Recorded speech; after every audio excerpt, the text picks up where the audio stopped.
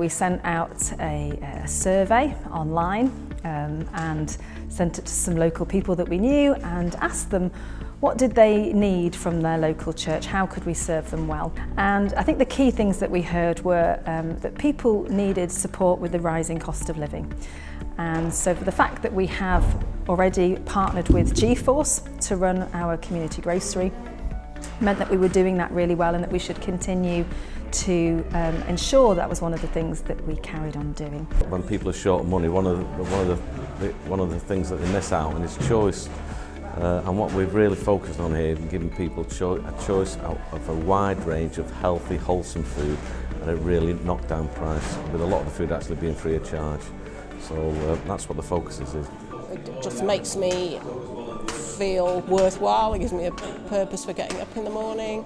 But it's just really the atmosphere, and we're quite a close-knit team, the people who volunteer, but also the regulars who come in every week. Establish a friendship with them. I really appreciated the support I've had, with being widowed, and fine and wonderful. So I discovered this community grocery a few years back, and I became a regular customer here because when you come in, you just feel so welcomed. They do a really good job of making everybody feel at home, irrespective of who they are, where they're from, whatever.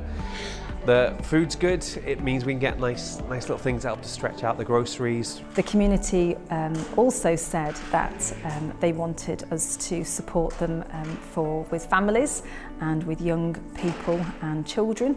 And so we restarted a toddler group that had closed a few years before in order to support families with young people. We already had our existing Youth for Christ ministry. They were running one youth group that had significantly more sort of faith element to it.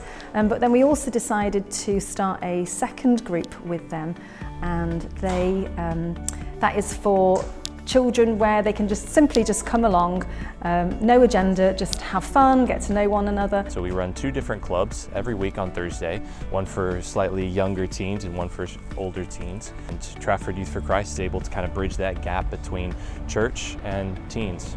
Families also wanted to see how we could help them with sort of community cohesion, and so we started a monthly board games group just on a Saturday afternoon. And so we're kind of, as a very small church, I think what we're really seeing is that we've been able to do a lot to serve our community and to help people connect with faith and with God.